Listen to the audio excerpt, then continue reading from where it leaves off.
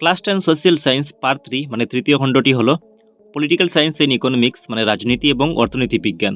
So এই ভিডিওতে আমি তোমাদেরকে পলিটিক্যাল সায়েন্স মানে রাজনীতি বিজ্ঞানের চ্যাপ্টার নাম্বার 1 ইন্ডিয়ান ডেমোক্রেসি মানে ভারতীয় গণতন্ত্র এই চ্যাপ্টার থেকে মোস্ট ইম্পর্টেন্ট কতগুলো লং কোয়েশ্চন বলে দেব।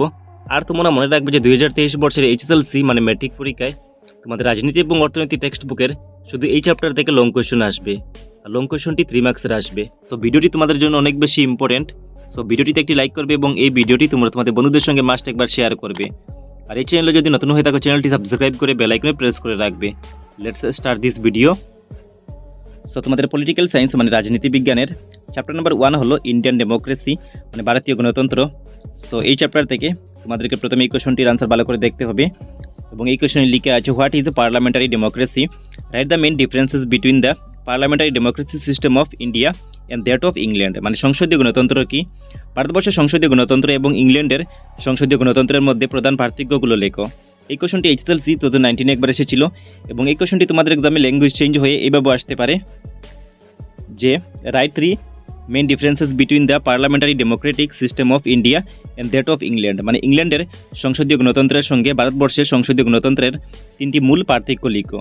এই কোয়েশ্চনটি কিন্তু মোস্ট ইম্পর্টেন্ট, সেই কোয়েশ্চনটির আনসার তোমরা ভালো করে শিখে রাখবে।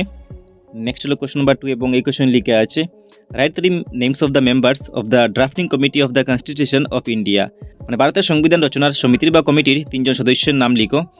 এই কোয়েশ্চনটি ইম্পর্টেন্ট। নেক্সট হলো কোয়েশ্চন নাম্বার 3 এবং এই কোয়েশ্চন লিখে আছে why is India called sovereign socialist secular democratic and republic মানে ভারতবর্ষকে কেন সার্বভৌম সমাজবাদী ধর্মনিরপেক্ষ গণতান্ত্রিক এবং গণরাজ্য বলা হয়। এই কোয়েশ্চনটি ম্যাট্রিক এক্সামে এসেছিল এবং এই কোয়েশ্চনটি তোমাদের এক্সামে এভাবে আসতে পারে যে what is meant by sovereign socialist and secular মানে সার্বভৌম সমাজবাদী এবং ধর্মনিরপেক্ষ বলিতে কি বুঝো। নেক্সট হলো কোয়েশ্চন নাম্বার 4 এবং এই কোয়েশ্চনে লিখা আছে discuss the characteristics of the Indian federal system মানে ভারতবর্ষের যুক্তরাষ্ট্রীয় ব্যবস্থার বৈশিষ্ট্যগুলি আলোচনা করো। এই কোয়েশ্চনটি HSLC 2018 একবার এসেছিল এবং এই কোয়েশ্চনটি তোমাদের এক্সামে এভাবে আসতে পারে যে mention 3 characteristics of the Indian federal system মানে ভারতবর্ষের যুক্তরাষ্ট্রীয় ব্যবস্থার 3টি বৈশিষ্ট্য লিখো।